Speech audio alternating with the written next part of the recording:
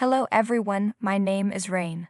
I'm not a rich woman mistreated by my mother-in-law, but I was mistreated by my own parents. This story is about my useless husband, Charlie, and how my parents supported him more than they ever supported me. I've never told anyone this story before because I don't have many people in my life. I met Charlie about 6 years ago on a dating website. He had a decent job and seemed like a good guy. Charlie wasn't some knight in shining armor, but he was definitely a good boyfriend. We had some great years together at the start of our relationship. We dated for 4 years and then got married. He was a great partner to me and quickly became my parents' favorite. However, I did feel some resentment towards him because of that. At every family dinner, my parents would say things like, "We're so happy to have you in our family, Charlie. Rain finally made a good choice in life by bringing you to us. God really answered our prayers and gave us what we wanted. You know, we'd always wanted a son but never had one. You're such a nice young man and perfect for our family. Yes, Rain is okay and all, but she can't be our son. She doesn't understand that. Rain has always been a little selfish and greedy for attention. We're glad you stuck with her despite her flaws." They were right. I was selfish and greedy for affection. My parents always wanted a son and couldn't have one. They even tried for a bit after having me, but it wasn't possible. It made them resent me throughout my life. When I was young, I couldn't understand why they neglected me and favored other children if they were boys. They always complained about me and how they missed out on having a son. As I grew up, I was determined to prove to them that I could be just as good as a son. I got great grades, went to college, and got a good job. I even sent them monthly allowances so they wouldn't have to work anymore. Still, they never appreciated me. Charlie did nothing for them, but they loved him more than me. I tried to push aside my resentment because I was happy that my parents finally approved of one choice I made. Charlie also enjoyed the attention he got from my parents. His own parents had disowned him, and I didn't know why. None of his relatives even came to our wedding. Slowly, I started to understand why almost everyone in his life cut him off. He was a thief. I wish I were exaggerating, but I'm not. At first, it started off as him being lazy. One day, he suddenly took a lower-paying job because he didn't want to work long hours anymore. He said it was to avoid getting depressed, so I decided to switch jobs at my company and took a lower position with a pay cut to help out. "Why would you do that, Charlie? This is a serious pay cut and it will affect our life," I said. "Why would it affect us? You earn well enough to support our lifestyle. Just put more money into our joint account. That would solve everything," he replied. "You can't just assume that, Charlie. Things like this require a family discussion. If you want more money from me, you should have discussed it with me first. Do you have no regard for my mental health? Why would I even discuss this with you? We're married, so there's no my money or your money anymore. Stop being so dramatic," Charlie said. I was a bit annoyed by how casually Charlie was acting about the whole thing, and the fact that he refused to separate our finances worried me. But I still supported him because I loved him. That was one of the biggest mistakes I ever made. Guys, this man spent all his money and time on video games. Yes, whatever little money he earned was spent on them. He put $500 into our joint account, but later he took out even more for himself. Charlie and I had countless arguments about this in the past. He was draining my savings and taking almost all of my paychecks. Sometimes he didn't even contribute anything to the household. He didn't help with chores either. All he did was work, play games, and spend money on things he wanted. I was getting sick and tired of being financially taken advantage of. No amount of talking ever helped. Instead, he always turned things around on me and yelled at me. My parents also took his side. They said, "Rain, why is your husband calling us, saying that you are financially abusing him? This is very unlike you, Rain. You better explain yourself." "Dad, I'm not financially abusing him. In fact, it's the opposite. He's been draining my savings and making me pay for 90% of our household expenses." "So what, Rain? People need to spend money on their family after marriage. It's shameful how you don't let Charlie use your credit card. You're punishing him for not having a fancy job like you. How did you become so greedy?" "Mom, he's misused my credit cards before. That's why I don't let him use them anymore. I can't risk our future knowing he has no control over his spending." But my parents still took Charlie's side. That made me even angrier. I knew he was using my parents to make me give him all my money. Little by little, all the love I had for him faded away. But one day, things reached a breaking point. I discovered that he had taken $20,000 from my personal account without permission. What did he spend it on? A new gaming PC and accessories. I was furious. I tried to get the charges canceled, but it didn't work. So, as a last resort, I decided to report it to the police. Charlie was furious when they came to arrest him that day. I was determined that my marriage had to end. I needed to get out. What I didn't realize was that I would lose more than just Charlie because of my decision. I texted my parents to tell them what happened. I didn't want them to hear about it from someone else, so I told them that night. They saw the messages but didn't reply. I was a little worried about their silence, but I was too exhausted to think about it, so I went to sleep. The next morning, I woke up and saw a text from Charlie. He said, "Hey wife, I'm already out of jail. Are you surprised? Well, I am too. I never thought your parents would be the ones to bail me out." "What? My parents bailed you out? That's impossible. They would never do that to me." "You're wrong, Rain. One call from me, and your parents were eager to help me out. They even cursed you out while they were at the police station. I must say, they're very disappointed in you." Hearing those words made my stomach turn. I didn't want to believe that my parents would do something like this. I rushed over to their house to get answers. I had no idea why they had bailed Charlie out.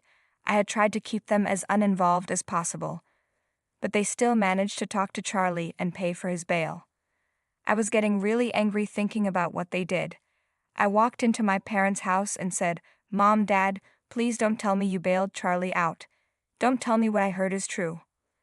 I can't believe you could do something like this, Rain. We raised you better than that. You're just punishing Charlie because he didn't listen to you. After marriage, he has every right to use your credit card. All your money is his money too. He did nothing wrong," my dad said. "Dad, he stole from me.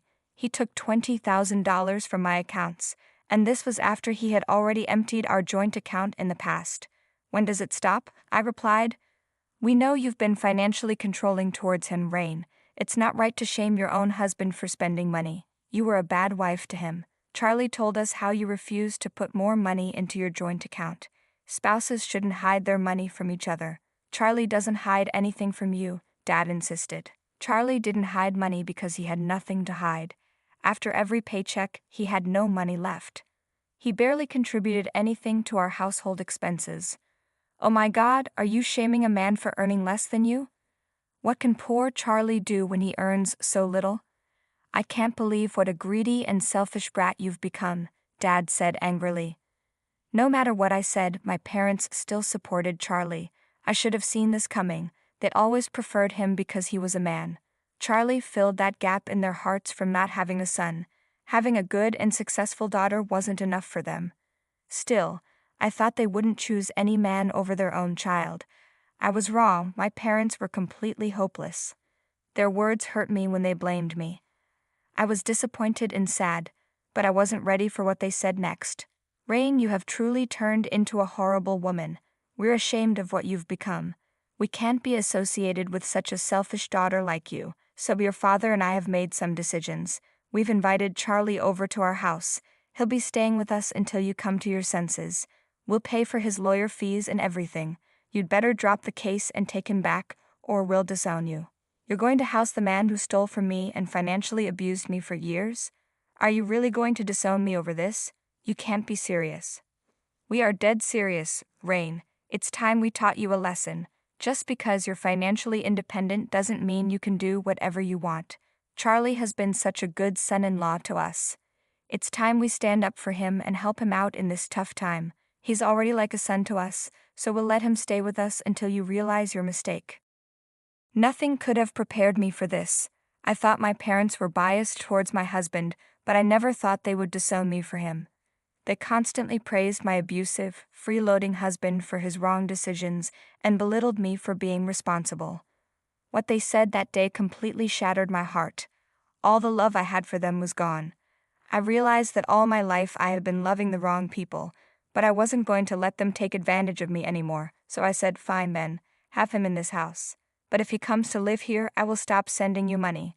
I won't pay you a cent, so you can go and spend it on my loser husband. We expected that from you, Rain. We already know what a selfish person you are. You don't have to send us money. We can take care of ourselves. It's just like you to threaten us with money. Listen to me, Rain, you can't use your money to control us. The money you earn has made you proud. We'll show you what a mistake you've made by using your money to manipulate people. There's no reason for us to stay in contact with you. Don't come to this house or talk to us again. I looked at my mother, and she agreed with my dad. Both of them told me to go away and never show my face again. They'd even said I shouldn't call or text them. I took their words to heart and left the house. I didn't cry in front of them, but I broke down in my car. I cried so much that I had to pull over to calm myself. I spent over 30 years of my life trying to win my parents' love, and yet they threw me away like trash. They treated me like trash and called me trash. I felt like my world had ended that day. I went home and cried myself to sleep. The next day, Charlie called me just to brag about how he'd stolen my parents. He was already settled into my old room and called to tell me how much my parents hated me and loved him more. He said, "Guess what, Rain? I'm in your precious room right now. Your parents even came to pick me up. They really hate you right now." I replied, "Charlie, you're being rewarded for your crimes. It must be fun having loving parents who aren't even your own." He said, "It was so easy to manipulate them, Rain. I didn't even have to try. You ran after them like a dog, but they never loved you like this. Honestly, I think they hated you all along." Poor little Rain worked so hard to make her parents love her and still failed miserably. I couldn't take it anymore, so I hung up while he laughed at my misery. That horrible man even had the nerve to send me a picture of him lying on my old bed. I wanted to cry, but instead, I pulled myself together and made a plan. I was going to follow through with my promise of not sending my parents any more money. I knew the absence of my allowance would hurt them, plus Charlie would eventually show his true colors, so I stopped sending them money and waited. As I predicted, just 2 days after the month ended, my parents started pestering me for money. They broke their own no-contact order and began asking, and demanding, that I send them money. They said, "Why haven't you sent us money yet? Do you know how many bills we have?" I replied, "What money, Dad? I already told you I won't send you money anymore. Funny to see you contact me after you proudly told me to get out of your life." Rain, don't be rude. Things were said when we were all angry. It's been weeks since that incident. It's time to move on. Families don't hold grudges. So now that you need money, you suddenly remember I'm family? Yesterday, Charlie seemed more like family to you. Why don't you ask him for money? That won't be possible, Rain. He doesn't pay for anything. We paid his bail, his phone bill, and his food. He's still asking us for money. Well, use your savings to feed him then. I'm sure you've saved some from the checks I used to give you. We already dipped into our savings when we paid for Charlie's bail. We have very little left. We need you to send us money, Rain. It's not fair for you to hold the past over us. No, this is completely fair, Mom and Dad. For years you've treated me unfairly because I'm a girl. You chose Charlie and loved him only because he's a man. I tried so hard to be a good daughter, to win your affection, but you two just showed me how wrong I was. I should have done this a long time ago. I'm cutting you off. I don't need people like you in my life anymore. Years of hurt and betrayal poured out of me. I absolutely unloaded on them, telling them exactly how angry I was. My parents were silent while I spoke. When I finished, they started pleading for forgiveness because they really needed my help. I hung up on them without listening any further. I had predicted that my parents would come banging on my door with apologies and pleas. I even expected some entitlement on their part. But my revenge became even sweeter because Charlie did something stupid that made my parents file a police report against him and kick him out. If you want to know why, you need to see this conversation I had with them. One day, they showed up at my doorstep to try and talk to me. I didn't open the door but spoke to them from inside. They said, "Rain, you need to hear us out, dear. We're here to apologize for our mistakes.